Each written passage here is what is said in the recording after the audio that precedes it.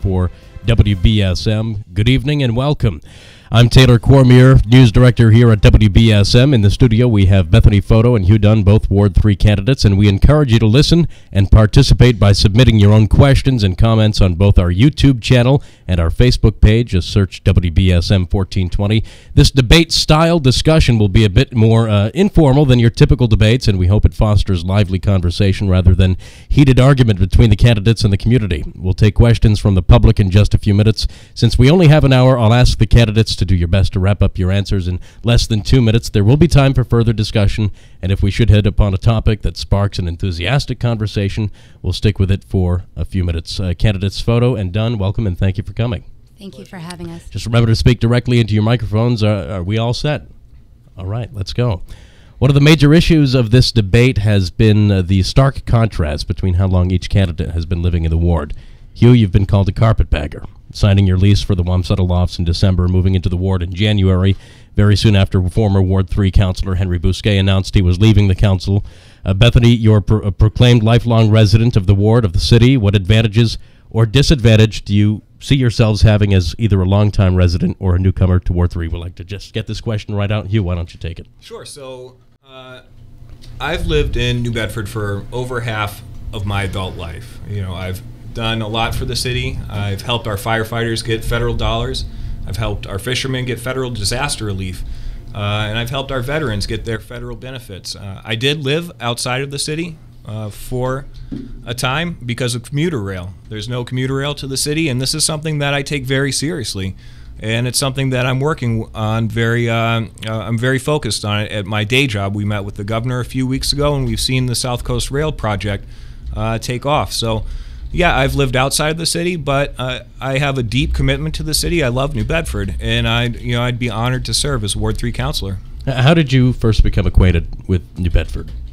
I moved here in 2010 for UMass Law. I'm a public interest fellow, so that's a lawyer that is committed to working to help others, and UMass is a great program, and that's what brought me to the area. And after I graduated, I decided to stay. A lot of my fellow graduates went to Boston, work in private law, and I work here in the area for the public interest. And Bethany, what advantages or disadvantages might you see as a lifelong resident of the ward? I think when you see the problems that we face in this city, the poverty, the opiate epidemic, the crime, when you've lived here, you've seen it, you've experienced it, your roots are so deep into the ground, and your passion for the city and wanting to help it and the people around you is very deep, and it comes from a very passionate place.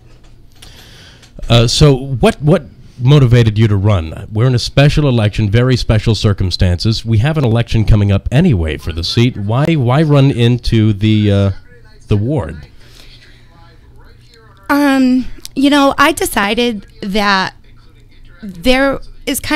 there are people like me and people like you, which is great. We very intelligent and professional, but we need more people like me to become involved and know that they should be involved and can be. It can be very intimidating coming from a certain situation or being low income, and in those types of situations, it can be intimidating to go up to people who are very successful and have this kind of air of power. And I want this kind of disconnect. I think we should all join together and come together and really work as a community, as one, no matter what walk of life that you come from. Hugh, why come in now? I'd like to address that. Before attending American International College, I worked in a freezer warehouse. I became ill there, joined a class action lawsuit, and thought it was very important to get involved, study politics, because I think policy is important, and the impact that it has on everyday lives is important. So I don't think that there's a real difference between us. I just think that I have dedicated my life to promoting policies that help people. I think the difference would be that I didn't have money to go to college. When you come from certain backgrounds, and many of the people in our ward come from the same situation as me, you don't have specific advantages that other people have. My brothers went into the military and, got to go to college and are both very successful in what they do. your intelligence or your drive, it doesn't mean that you're any less capable, but when you have certain advantages in life, you can go further and do more. You can still have passion, but because I don't have, a bachelor's or math, or I'm not a lawyer, it doesn't mean I don't have the intelligence or capability. And in fact, I feel that that drive, when you have to work so much harder to get respect from the people near you because you don't have these pieces of paper that everybody else around you have, it makes you want much more hungry. I absolutely respect you. Thank you, Hugh, and ditto. There is a learning curve to the job, though, Bethany, I'm sure. As anybody would come in new to politics, how do you expect to handle that? We would both be new to being city councilor, and I feel that people who have previously held that position have had the same amount of experience I have going in some circumstances. There's a learning curve, and I think I've proven, having no experience in such a short amount of time from where I was to where I've come, has proven that I'm a quick learner and I'm driven and I'm a bulldog and I can and will learn. We'll take questions from callers and listeners online in just a few minutes. If they'd like to call in, 508-996-0500 is the number. Let's move on to our second question. Factually, crime is down in the city of New Bedford, yet it seems residents are more concerned than ever. What approach would you take as a counselor to put residents' minds at ease? Hey, Hugh, can you take that? So my number one focus, my day one, will be focus on opioid addiction prevention. I think the opioid crisis is driving burglaries, it's driving violent crimes, robberies. It's really impacting our neighborhoods. And it's not something that you completely arrest your way out of. But I think we have to be clear, if you're addicted, we need treatment. And if you're selling opioids, you need to go to jail. But I think we should look at preventing the problem before it starts, and that's focusing on New Bedford's youth, a partnership between our public safety officials and our public schools and our neighborhood leaders on these issues. And I think that's the way to really focus on this. Bethany, same question. I'm definitely in agreement. Drugs definitely do drive crime. And I think a lot of it, like Hugh says, has to do with prevention. I think there's an air of hopelessness a lot in the city. I mean, you have people who are uneducated, who work in dead-end jobs, minimum wage, and just don't see any light at the end of the tunnel. And this really kind of sparks these kinds of crimes. And it's something that needs to be addressed, and we really should work on. Specifically, how do we address it? Hugh, you mentioned that you can't arrest your way out of it. It takes a lot of treatment and education. How do we get to that point where we can deem ourselves a safe society free of heroin without making ourselves go broke?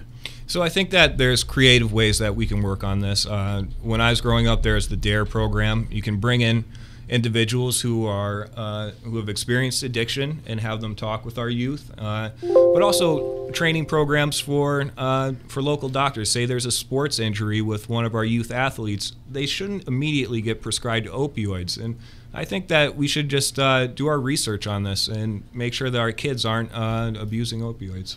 I definitely think we need to advocate, and we need to, in our city, you see oftentimes people shame abusers and addicts, and I think we need to, for one, definitely take the stigma away from addiction, because the sooner somebody can say, I have a problem, and the sooner they can get help, the sooner, the less chance there is that it's going to get into violent crime and things like that. I'm going to respectfully disagree with that. Now, since the governor and his administration has started the State Without Stigma campaign, we've seen an incredible spike. Just over the past year, New Bedford overdoses nearly doubled, which is incredible. Do you think that has to do with State Without Stigma? State Without Stigma. We destigmatized the use, and we called it a disease, which is fine. But it doesn't seem like it's helping this campaign, taking and putting people into. For instance, Governor Baker had tried getting something passed where we could automatically hold somebody against their will if they were found to be using opioids in a hospital, if they had that in their system. And the legislature ripped that away and said, no, that's unconstitutional. It's not going to happen. If they were to be deemed a danger to themselves or to the public. They would have been held against their will for a period of 3 days and recommended for treatment. That was certainly, to somebody like me who's never dealt with something like this, I may not be as educated on this issue as others, but that seems like an appropriate way to handle something. If somebody can't get a control on themselves, somebody else has to step in. Where is that line drawn? Well, I'm kind of confused because I don't think there's a direct correlation between the name State Without Stigma and heroin overdoses. I mean, you can say that we're a state without stigma. It doesn't take the stigma away. People don't automatically say we're a state without stigma and say, oh, my stigma's gone. Well, it's a matter of semantics. It's something I've seen. I've talked personally with the lieutenant governor about this, and I've said, I told her straight out, I said, when this thing started, we noticed that it became much more acceptable or at least it appeared to be much more acceptable to overdose or take drugs, and you knew you were going to be taken care of. Where do we draw that line? Well, I don't think a heroin addict is like, okay, this is a state without stigma, so I'm going to go ahead and overdose as many times as I want, because, I mean, that's not really the thought process. All right, well, let's move past that. Where do we draw that line? How do we manage the problem we have in our community? What we have to do, I mean, taking the stigma away, not saying that we do, but really educating the community on how it begins, how it happens, how to end it, how to give tough love. I mean, there are families in these situations that really don't know what to do with their family member, and they're enabling them instead of giving them tough love. And I really think that educating families who are dealing with a loved one who's going through this problem would help a lot. Education is a great preventative measure. I agree.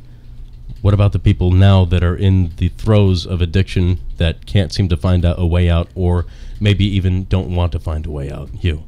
Yeah, so I think we definitely need to focus on treatment. I think that programs where you provide them with Suboxone or something that helps them get off of the drug. And also, I'm not sure that I totally disagree with the governor's proposal about quarantining folks who are at risk of overdosing. But I think that it's really about making sure that there's medical treatment available. Bethany, any other follow-up? No, I'm in agreement. And there needs to be not just medical treatment, there needs to be mental treatment, because most of these things stem from untreated mental disorders. You know, it doesn't just happen overnight. There's a long line of things that lead to this kind of thing.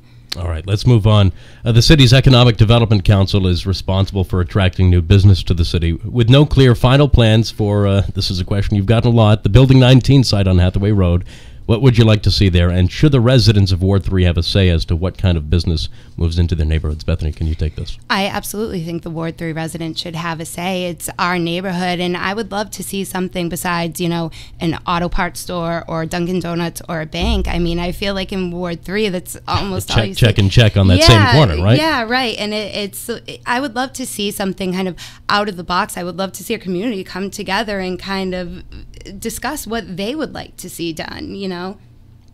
What have you been hearing from residents? Most residents want to make sure that it's not a brownfield, or they can't catch cancer, or that it's clean, but there hasn't been a real open discussion. I think that's something we should put together. See. You, what about you? So yeah, I've walked that site, and I think that there's a lot of potential at that site, either for commercial businesses or for residential. Again, I think you got to see what happens after they finish demolition, whether you can have both of those uses. You know, I hear most frequently that people want good paying jobs, but I'd also like to see a community center in our ward, something where families can gather indoors. But we have to wait and see what the proposal is. As a city councilor, you don't get a wand and say, this is what I want to see here. You have to work with the private sector, and you have to make sure, though, that the uses are benefiting the ward, and the way that the property is developed is in a way that doesn't harm the surrounding communities. There's almost too much potential there. You've got highway access. You've got a main thoroughfare in the city. You've got a heck of a lot of land there with rail access. What are some possibilities? I love the idea that you just said, a community center. I would love to see more parks or things. But I'm a single mother. I have 2 children. I would love to have close access to somewhere I can bring my kids instead of having to drive across the city to bring them to a place that's safe and fun and enjoyable for our family. Anything else, you? Just good paying jobs, just businesses. That's the number one thing. You know, we talk about the opioid crisis, and that stems from hopelessness, and that stems from lack of, you know, a sustainable livelihood. So if we can bring in jobs and also create spaces for, you know, our residents to gather, that'd be a great use. We have other sites that are undeveloped, underdeveloped even, like the Hicks Logan site. Despite a 2008 city master plan, it's found on the city's website, and all that's come out of that. I mean, there's some grand plans for that site. All that we've gotten out of it is this dinky little park, and that's probably underutilized as well. What do you see as something that can generate revenue on that site? How do we develop that? That's prime real estate, waterfront property. So, can I? Sure. So I think that I'd be very well suited to work on this type of stuff. My day job is economic development director at UMass Dartmouth, and you know I recognize that there are a lot of maritime uses there, but there's also some mill buildings there that could be redeveloped, more residencies, and I think that it comes down to fixing up things like the Herman Melville Highway, which is provides access to all those maritime companies, and it's in really poor condition right now, and you have some fatalities on that stretch. There's not enough lighting, the roads are terrible, so it's kind of like it's setting the table for more investment, and that's where I think I can help as a counselor, identifying problems that deter further investment and addressing them. Bethany, Hicks Logan site, what do we do? I mean, I think that, again, is something that you have to, it's what you said, you have to look into the private sectors. You have to see what you can do, but you have to make it realistic. And I think that's been the problem in the past, is that they are grand plans, and you have to start at the base, at the bottom. What could feasibly go here, and what we could grow upon from that? It's an historic site. There's cobblestone there under the pavement. I mean, what... It seems like there's, again, so much more potential. There's a lot of manufacturing going on there, a lot of waterfront companies.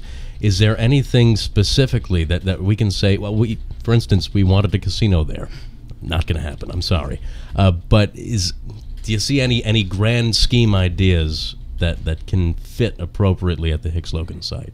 Not off the top of my head, but I think those are things that really should be thought out with people who really can help you develop that. That should be a brainstorming thing amongst everybody on the council and who's in charge, who can help us kind of develop these things.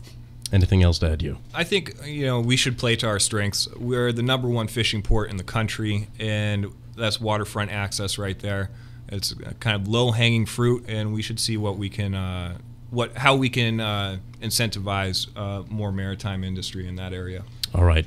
508-996-0500 is our number, toll free at 1-877-996-1420. If you have questions for Hugh Dunn or Bethany Photo, they're both candidates for Ward 3. The election is this coming Tuesday. We'll be back in just a few moments. Today, the impossible is happening.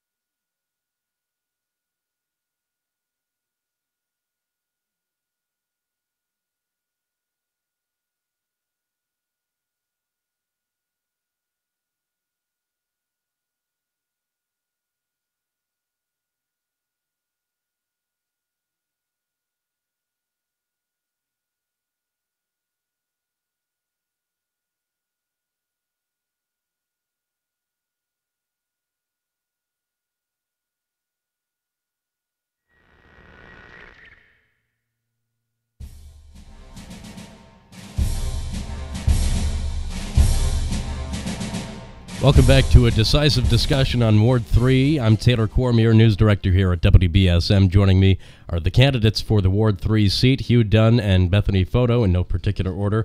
We continue in our conversation here. Today is 4/20, as many of our listeners know.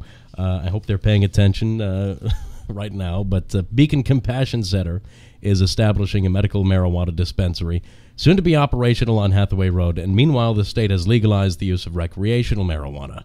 New Bedford is trying to place a moratorium on retail shops until September 30th, 2018. I believe it was just delayed last night, right, Tim, in the Ordinance Committee? Or until the city establishes a special zoning measure for all recreational marijuana establishments.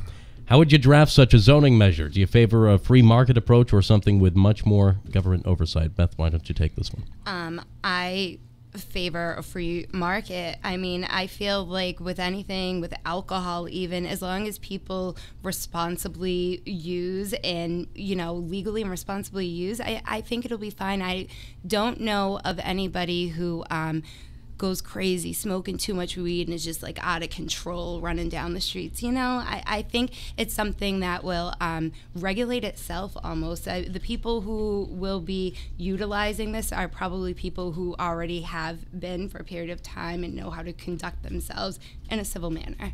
Well, how about the number of shops we have? I know the city is trying to limit it to a certain amount. I believe it's correlated to the number of liquor stores we have. Or do you just want to see kind of a battle royale between pot shops amongst themselves? Love to see a battle royale. No, I think it brings a lot of economic opportunity. Why are we going to put a cap on that? Hugh? Yeah, so I think that recreational marijuana needs to be regulated. I think that, I don't want to see these dispensaries popping up around residential neighborhoods with kids and even the traffic flow problems that could be associated with them. That being said, the voters have spoken overwhelmingly in favor. So I think the job of any good elected official is to make sure that that their will is implemented in a way that is safe and responsible. Is recreational marijuana, the legalization of that, something you agreed with from the beginning, or did you have a change of heart, or do you still feel the same way? I'm more in favor of medicinal. I think that that has proven benefits. I'm not sure that recreational is going to be a great thing for New Bedford. We have lots of drug issues already, and I spoke with the chief about this. He is of the same mind that this is going to be problematic. But now that the voters have passed this, it's our job to make sure that's implemented correctly. So how does that line of thinking work into your policy writing? So there'd be a lot of community outreach, making sure that the residents are engaged and make sure that it's not too close to people's homes and that it's not too accessible in a manner where it's causing problems for communities and neighborhoods. We'll come back to that. Beth, what was your original feeling on recreational marijuana legalization? I don't have an ill feeling toward it. I think the research shows that smoking marijuana, there's no greater risk for somebody to move on to something else, and it's non-addictive. I mean, there are a lot of high risk factors with it, so it's not something I have a passion about either way, Live and let live kind of thing? Yes, absolutely. So that would not play really into any policy writing that you'd be forced to do or asked to do. I mean, I agree with what you said. I mean, I think what I've been saying is that we have to ensure that it's responsible use. But other than that, I mean, I don't think everybody should be walking down the street, smoking up. But I also think that people, it's just like with alcohol. Just because there are liquor stores on every corner doesn't mean everybody's walking down the street holding a 40 in their hand. People regulate themselves. The mayor has been quite staunch on this issue, even with the medicinal portion of it. We just, recently he agreed to allow Beacon Compassion Center to come into the city. We've worked out a host community agreement. Where do you see recreational pot shops going? Is that something that should be almost the hub of downtown, or do you want it somewhere that's a little out of reach, not quite in the public eye? We don't want to become Denver, Colorado, do we? I mean, I think we should take it one step at a time, deal with medicinal, and cross that bridge when we get to it. You? Yeah, I don't want it in our downtowns or closer to our residences. It should be located further away from residential. Why is that? Is there a stigma attached to marijuana use? I mean, we have bars downtown, plenty of bars. We have liquor shops downtown. Why shouldn't marijuana be as accessible? Well, just in speaking with the residents of the communities off of Hathaway Road, they are all concerned about this, and I think that as a ward councilor, you have to really represent those constituents. And yeah, I guess there is a stigma, but you just have to make sure that you're living up to your promise as a counselor to represent their interests. Same, Beth? Absolutely. Expound on that a little bit. I mean, putting recreational shops downtown, I don't, that really wouldn't affect our ward. However, if our community came together and was like, no, absolutely not, go put this somewhere else, of course, that's what you do as a counselor. You listen to your constituents. Your ideology doesn't come first. You're representing an entire community. Eventually, we're going to come up to a point where we're going to have something like a hookah lounge, where it's not just tobacco we're putting in those pipes, Is that something you envision being appropriate for downtown at all?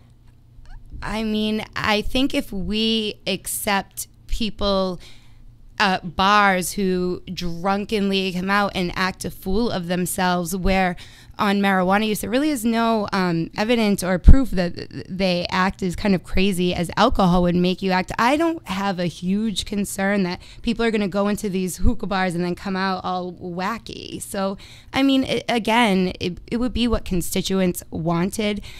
Like I said, I don't have a huge passion either way.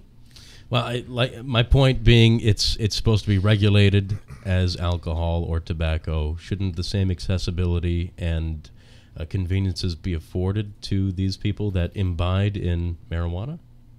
You? So I don't think that would be a good thing for downtown right now. I think that downtown is experiencing a renaissance, and we're having a lot of growth in the restaurant industry and tourism, and the downtown area has suffered from a bad reputation for many years. So to start opening up hookah bars with marijuana, I don't know whether it would be hugely problematic in practice, but it's not a good look for New Bedford, in my opinion. Why is that bad reputation? You just said there was a stigma. So what is the stigma with it? Why is that a bad reputation?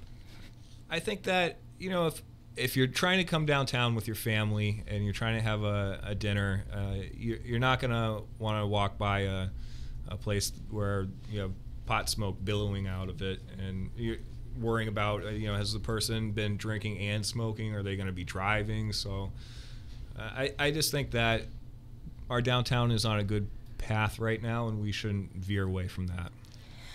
I mean, I've seen people who smoke and people who drink. I don't really do either. I'm not a big drinker either, and I don't partake in the marijuana use. However, I've seen people on both substances, and if I'm talking about walking with my kids downtown, I would rather walk by somebody who just smoked a hookah than by somebody who's stumbling drunk. Brian on Facebook asks, wouldn't businesses welcome the new traffic if we had something like that downtown, a hookah lounge?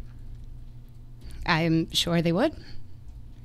If it's good for business, it's good for business, right? Absolutely. You? I'd consult with the businesses. I'm not sure that all the businesses would welcome that. Another Facebook question. Christine asks, switching topics here, any ideas on helping veterans in the city that are in need, whether it's homes or health care? What can we do to improve? Sure. So when I was working at Congressman Keating's New Bedford office, I was the Veteran Services rep, and I helped hundreds of veterans obtain their federal benefits. And I think that the veteran population is one that we really need to focus on, and definitely look at places like the Veteran Transition House, which provides excellent services, and see if we can help them expand and help more veterans. I think we could work on veteran outreach. Mr. Gomes at City Hall does veteran outreach. I'd like to talk with him about how City Council can really help him ramp up those efforts. Beth? That's certainly something I'm passionate about. Both of my brothers served in the military. My father served in Vietnam. My grandfather served in World War II. And so I have a long family history of veterans.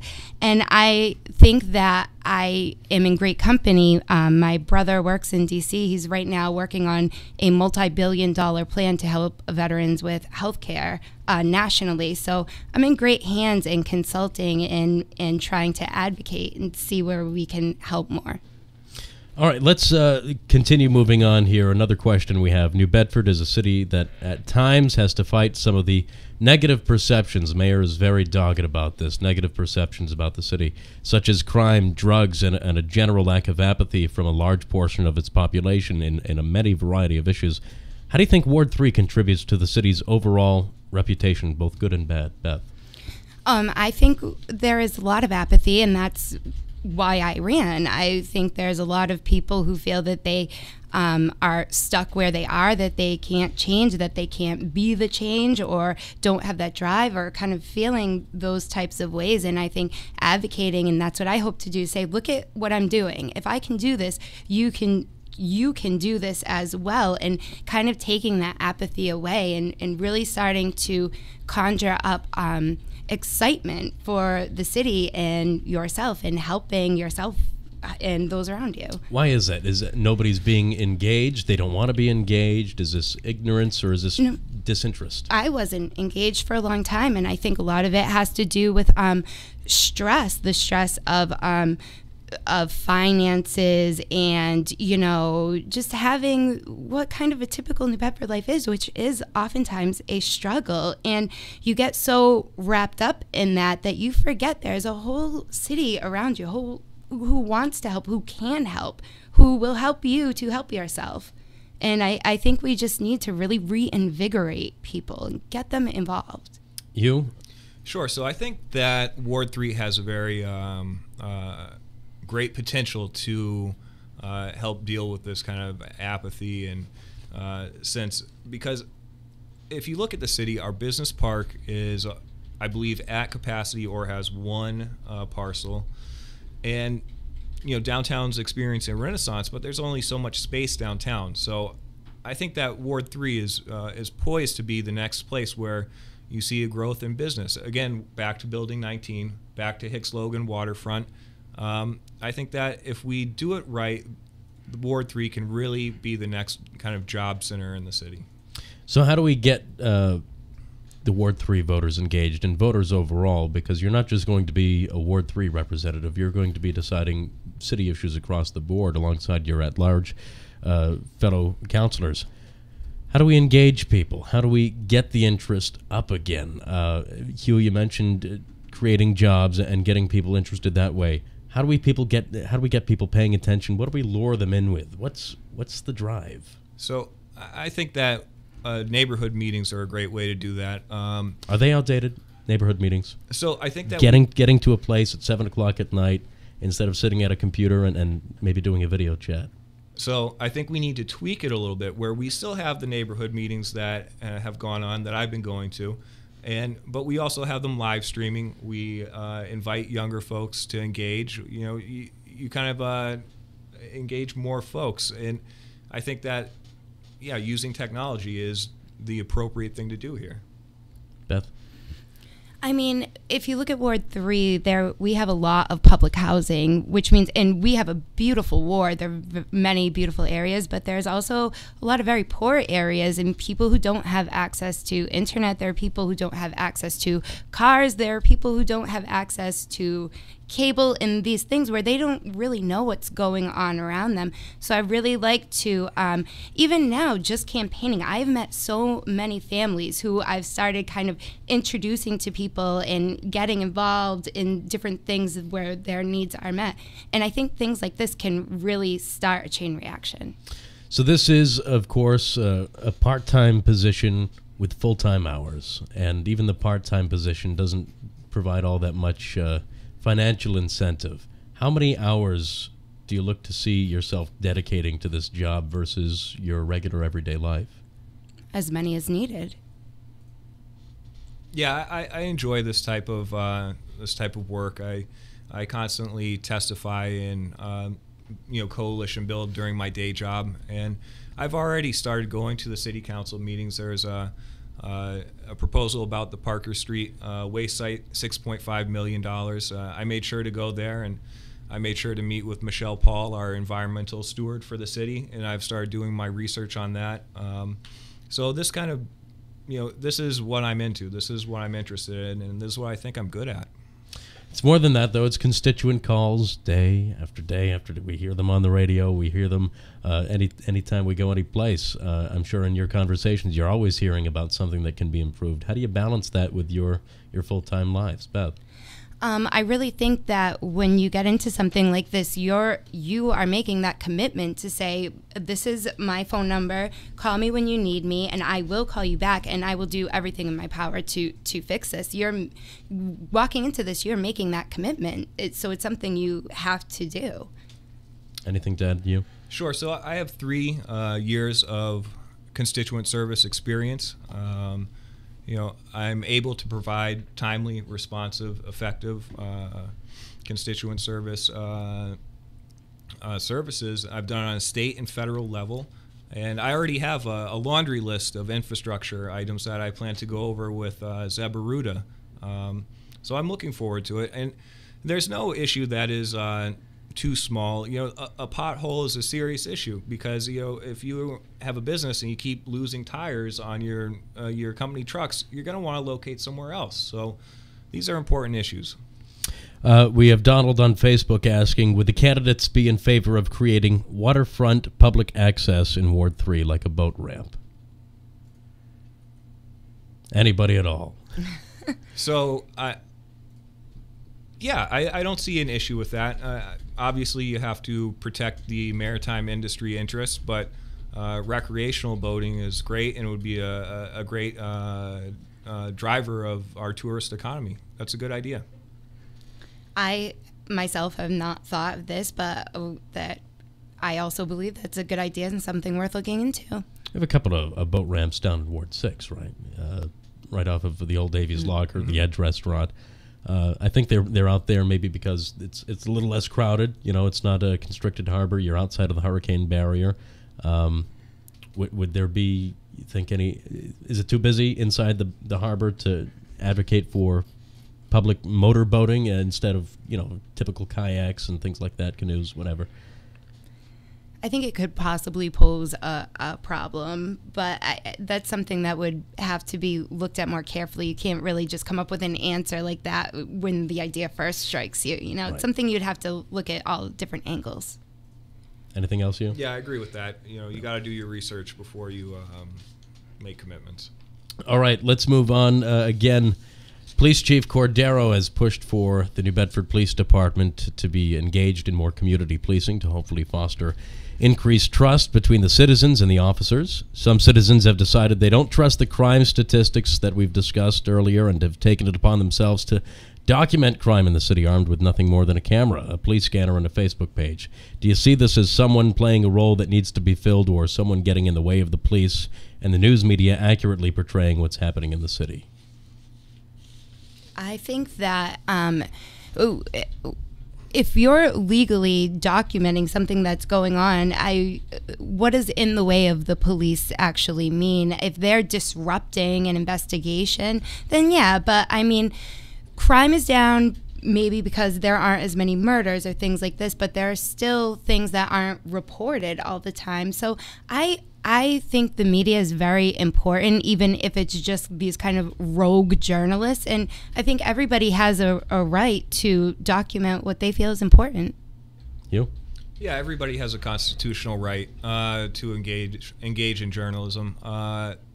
You have to make sure that they don't impair police operations, though, while doing it. And you had mentioned community policing, and I'm a fan of community policing. I think that New Bedford police are doing a good job at this. I like the High Five Fridays, and I'd like to have a stronger relationship between our police and our neighborhood. So I think the chief is doing a good job at focusing on that. Beth, do you believe that the crime numbers are down? Do you buy the crime statistics? I believe statistics. I mean, I'm not, one of these science deniers. I believe statistics, but also in the city. I mean, you have to remember we are called the secret city, and that's for a reason. I mean, we have this long storied history of not snitching and not telling. So who knows how many crimes go unreported? If statistics say crime is down, then that's what the statistics say. But there could be other variables to that as well. How do we break that down? I mean, that's been a long-standing obstruction in the role of the police department as far as people not saying what they've seen or saying what they know. How do we incentivize that? So do we put out more rewards for information, or should this just be you care about your city, you should care enough to blab a little bit? I think I don't think incentives work. I even from a young age, it was ingrained into me. When you grow up in crime-ridden neighborhoods and you see things, it's something that's ingrained in you. And I think having a passion for your city and seeing the revitalization and seeing really positive things pop up, I think those types of things really turn it around, where you don't feel like, you can't say this to this one because of retaliation or anything. I think it's a natural, I think it'll come around naturally, and I think it already is. I think when I was younger, the reputation as a secret city, I mean, it was awful. I can't imagine what the police went through. I think we got that name through the FBI because they had said they'd never been to a city where they could garner so little information. And I think it's changing, and I think it will continue to change as long as the attitude changes. Hugh, how do we bridge that gap? Again, community policing, building trust between the police and in our communities, having officers on a first-name basis, making sure the kids grow up like friendly with the police. I come from a police family, and I think maybe that crime is down because of this focus on community policing. All right, we're going to take a short break. We'll be right back. We have a couple of questions that the candidates have prepared for each other to answer and ask of each other, so we'll get to that in just a few moments here on New Bedford's News Talk Station, 1420 WBSM. I'm getting older.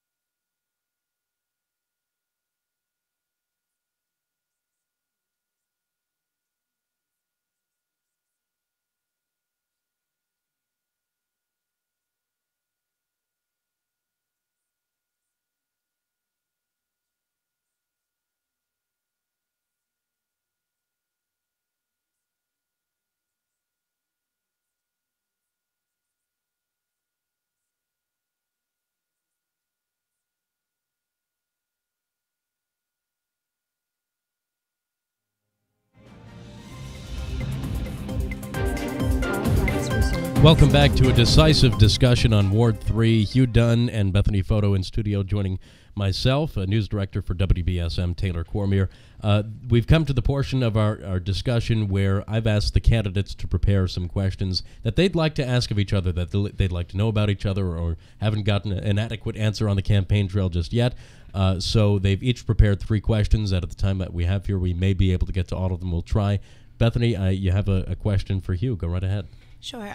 Hugh, as we all know, you are very experienced and professional in all kinds of great things. I don't think anybody has any doubt that you would make a good counselor. But I'm running on the campaign that we can't do much if we don't have a community that is also involved in working with you, and even simple things like just getting out to vote and things like that. How do you think that you will make yourself relatable to community members who feel this way? Sure. So I think I'm very relatable. I've been going door to door, talking with hundreds of residents in the ward. My number is 508-817-1808. My Facebook is Hugh Dunn for City Council, and it's hughdunn.org. I think that if somebody wants to have a conversation, I'm glad to, but I look forward to talking with as many people as possible, both before and after the election. I think that's it. Do you have a follow-up to that? A little bit. I see now, to someone like me who, or to somebody, I should say, who is not educated, who kind of feels already kind of disconnected, or that they're not good enough. All of what you just said is a little intimidating. Like, wow, all of these things, and where would I even go to begin a conversation with them? So how do you think that you can convey a conversation with, say, a mother in public housing who doesn't speak English and it finds you intimidating? Eu falo português, and just call me. I'm not an intimidating person. I like helping people. That's great. Hugh, a question for Bethany. Sure. So what would you do to advance economic development in Ward 3? I mean, I think we went over this a lot. I would love to see businesses flourish there. I would love to see out of the box type of businesses. I would love to see kind of a reinvigoration of Ward 3. Like I said previously, all we see are auto parts stores, banks, and Dunkin' Donuts. I would love to see really like hopping like restaurants or cool boutiques and things like this. So these are things that I would work on. Obviously, my experience isn't as rooted as yours, but these are things that I love to learn. I'm a quick learner, and I think I could really hit the ground running once I'm surrounded by the proper team. All right, I think we have time enough for one more question from each of you. So, Bethany, why don't you ask your next question for Hugh? Sure. It's kind of a follow-up from the second question, which is I want to know what you're going to do to reinvigorate this community who kind of feels oppressed and not a part of things. What are you going to do in your part? I know you have so much experience with development and things like that, but we have a community that needs reinvigoration. What are you going to do to help that? Sure. So before I got into economic development, I worked in constituent services and community outreach, and so that was in New Bedford. So that was putting together forums and kind of doing listening tours and working with people to identify their issues. And that's community building and hosting sessions, whether that's in public housing or at Holy Name. So those are the types of activities I do. And you, final question for Beth. What has been your favorite part of this campaign?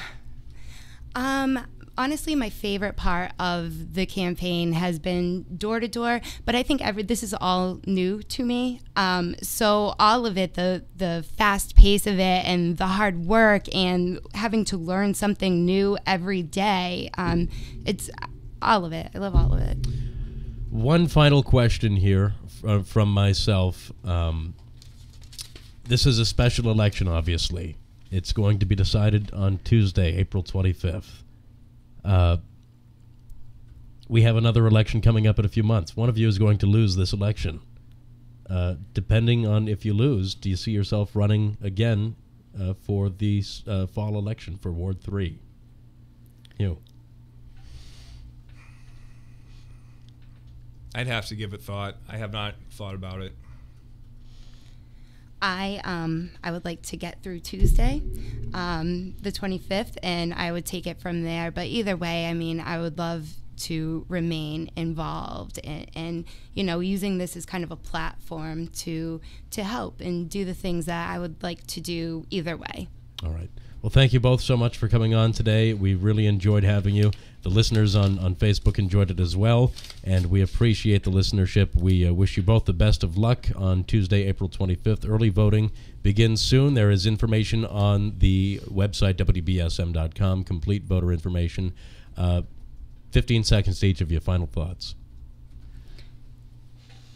Sure. So I'd appreciate your vote on the 25th. I think that'd bring a lot to the council, both constituent service and economic development. I think that I have a good background in both, and early voting begins on Saturday, so 8 to 12 if you can't make it on Tuesday. And thank you. Thank you for tuning in.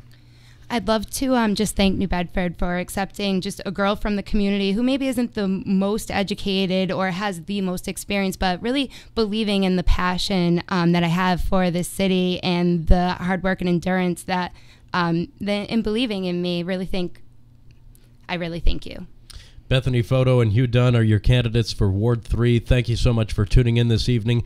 I'm Taylor Cormier for WBSM News. We have news coming up next on WBSM. After that, we resume our regular programming. Thank you so much for tuning in, and we'll see you soon.